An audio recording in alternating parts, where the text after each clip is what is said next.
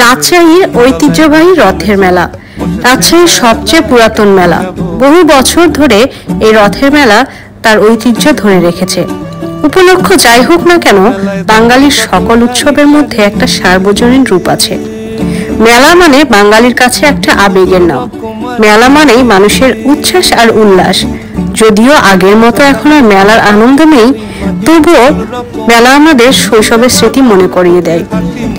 রথের মেলায় আমরা আমাদের ছোটবেলা খুঁজে পাই, হারিয়ে যাই শৈশবের সেই দিনে। এই রথের মেলায় আমরা ফিরে পাই আমাদের ছোটবেলার সেই আনন্দ। আমরা ফিরে যাই আমাদের শৈশবের দিনে। কত আনন্দ হতো আমাদের সেই দিনগুলোতে। আমরা কত মজা করতাম, কত খেলনা কিনতাম।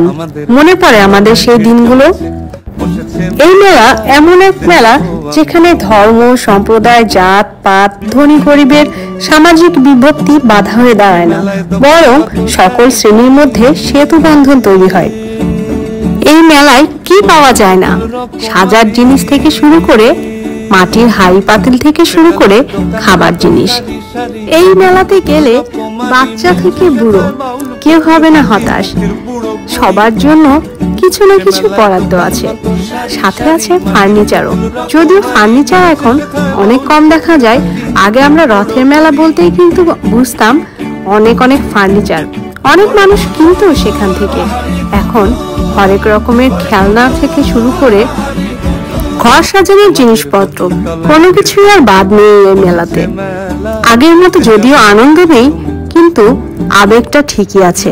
এই মেলাতে মুখোশ যে আগে পাওয়া যেত সেটা কিন্তু এখনো পাওয়া যায়। আবার ওই যে ছোটবেলার আলমারিগুলো পাওয়া যেত, মনে আছে আপনাদের? সেগুলো পাওয়া যায়। এখন আবার নতুন করে যুক্ত হয়েছে সুন্দর সুন্দর নাগরদোলা। এটা যে কি সুন্দর! বিশেষ করে আমার কাছে মূল আকর্ষণীয় লাগে এই মাটির খেলনাগুলো, সাথে মাটির জিনিসগুলো। এগুলো সত্যি আমাদের ছোটবেলার কথা মনে করিয়ে দেয়।